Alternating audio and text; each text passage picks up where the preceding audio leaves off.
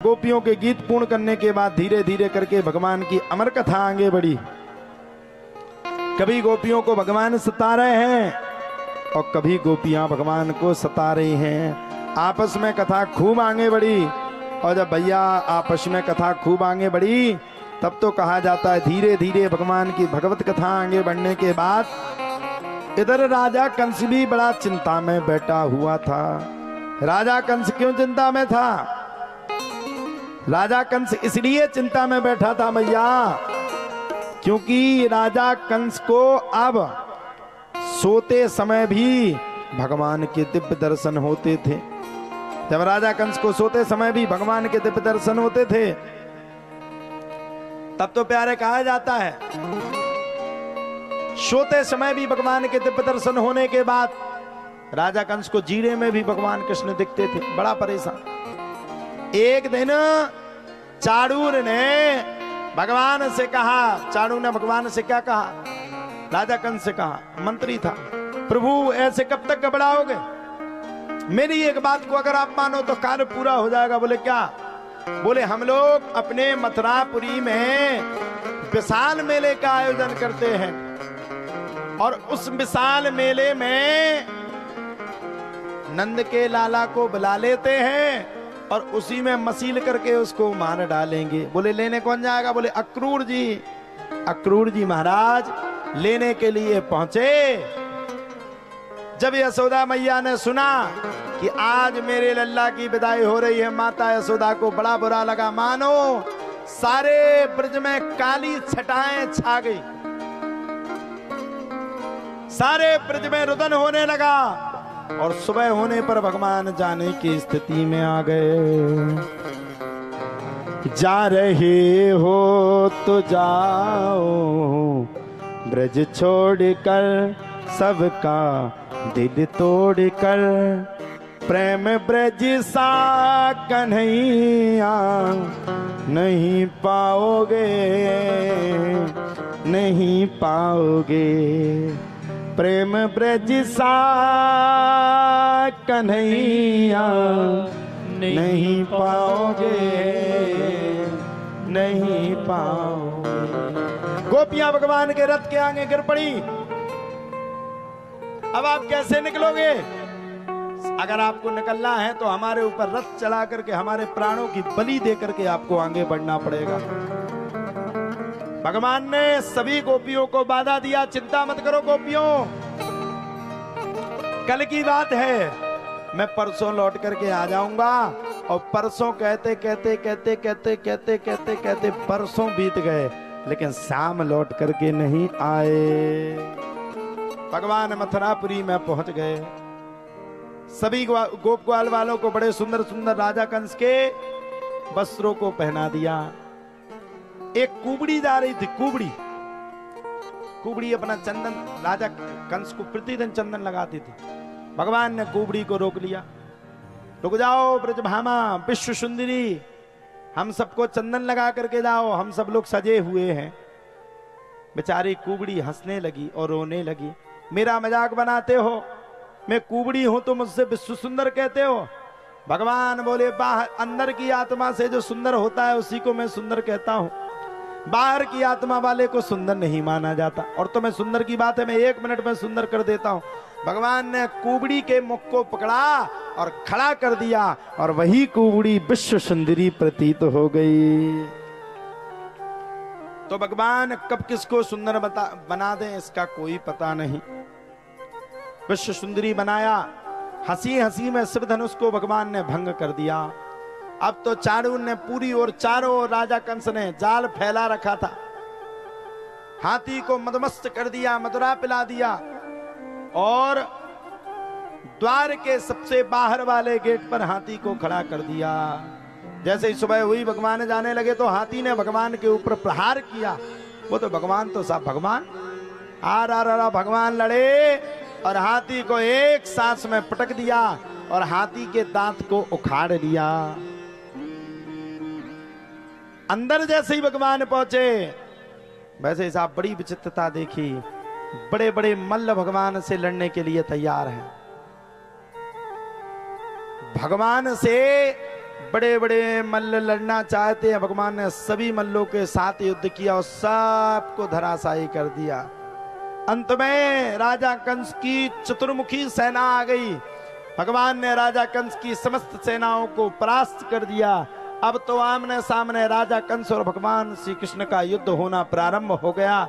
लड़ते लड़ते लड़ते लड़ते लड़ते भगवान ने एक सांस में तलवार को निकाला, राजा कंस के सर पर प्रहार किया और सर धड़ से अलग हो गया। राजा कंस का उद्धार हो गया। बोलिए सच्चिदानंद भगवान की जय। राजा कंस का उद्धार हुआ। राजा कंस के उद्धार होने के तत्पश्चात ही धीरे धीरे करके भगवान की भगवत कथा फिर से आगे बढ़ी। और भगवान की भगवत कथा जैसे ही आगे बढ़ी, तब तो प्यारे कहा जाता, भगवान की भगवत कथा आगे बढ़ने के तत्पश्चात ही एक सांस में भगवान श्री हरि कृष्ण ने अपने नाना उग्रसेन को राज्य पाठ दिया, माता पिता को बंदी गृह से मुक्त किया और सांदीपनि मुनि के यहाँ विद्या का अध्ययन किया।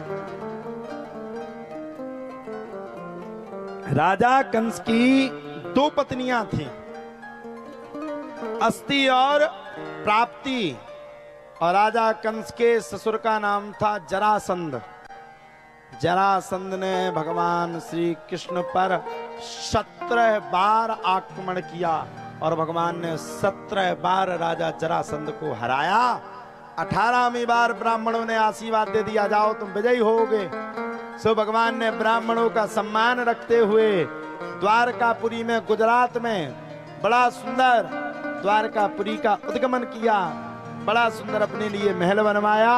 और अब की बार भगवान ने जरासंध से लड़ते लड़ते लड़ते लड़ते लड़ते मैया किसको छोड़ दिया? बोले लड़ते लड़ते लड़ते रण को छोड़ दिया। इसीलिए अब की बार भगवान का नाम रण छोड़ पड़ गया। बोलो रण छोड़ भगवान की जय। द्वारकापुरी में पहुंचे, अपने बड़े भाई बलराम जी का विवाह रेवत की पुत्री रेवती के साथ पूर्ण किया और अब आ गई भगवान के विवाह की कड़ी। भगवान के विवाह की कथा आप सब भी सुनिए और ध्यान पूर्वक जो सुनता है, कहा जाता उसका कल्याण होता है। भगवान की कथा बड़ी अनंत है। विदर्भ देश के राजा का नाम था भीष्म। राजा सीध भीष्म को नाम, विदर्भाधिपति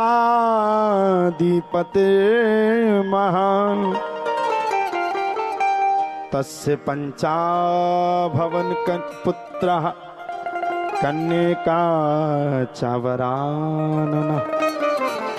बदरुस देश के राजा का नाम था भीष्मक और उनकी पुत्री का नाम था रुक्मणी। राजा अपनी पुत्री का ब्याह द्वारकाधीश के साथ करना चाहता था, लेकिन पुत्र विरोध में था। जाको प्रभु दारुण दुख देहि, ताकि मती पहले हर ले। जिसको भगवान को दारुण दुख देना होता है उसकी मती पहले हर लेते हैं। रुक्मी ने विरोध कर दिया, ग्वाले के साथ ब्याह करोगे? ना उसका ठौर, ना उसका ठिकाना, ना उसका रहने का ठिकाना, ऐसे ग्वाले के साथ ब्याह करोगे? शर्म ना आए, हया ना आए?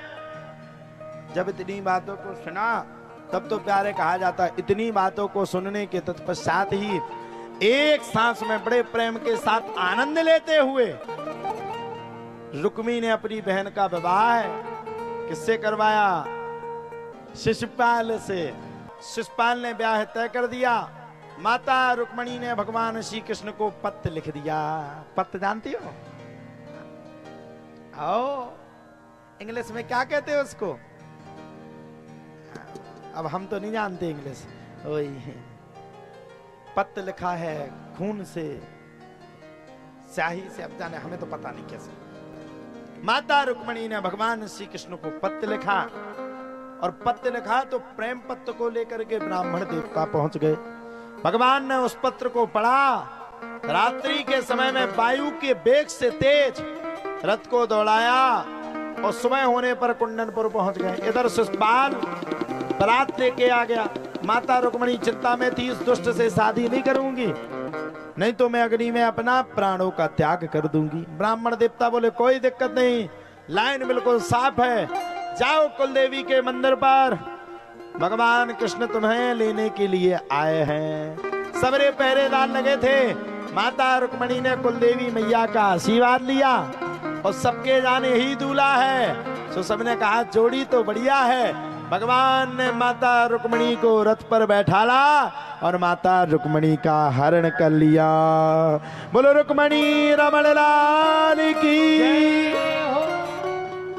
रुक्मणी मैया का हरण किया। रुक्मी पीछे आए सो खूब पिटाई लगाई रुक्मी की। अच्छा, आजकल तुमने देखा होगा सबसे ज्यादा शादी के बाद साले ही साहब पिटते हैं?